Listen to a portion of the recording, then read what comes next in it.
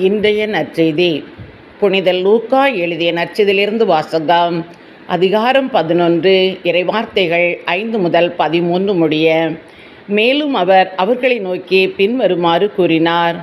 உங்களுள் ஒருவர் தம் நண்பரிடம் நள்ளிரவில் சென்று, நண்பா, 3 அப்பங்களை எனக்கு கடனாக கொடு, என்னுடைய நண்பர் ஒருவர் பயணம் செய்யும் வழியில் என்னிடம் வந்திருக்கிறார், அவருக்கு கொடுக்க என்னிடம் ஒன்றுமில்லை என்று சொல்வதாக வைத்துக்கொள்வோம்.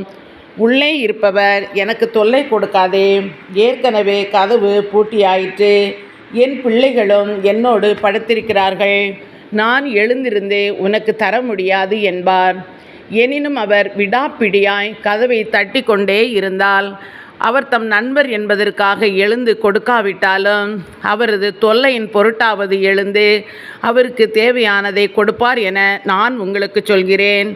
மேலும் நான் உங்களுக்கு சொல்கிறேன், கேளுங்கள் உங்களுக்கு கொடுக்கப்படும், தேடுங்கள் நீங்கள் கண்டடைவீர்கள், தட்டுங்கள் உங்களுக்கு திறக்கப்படும்.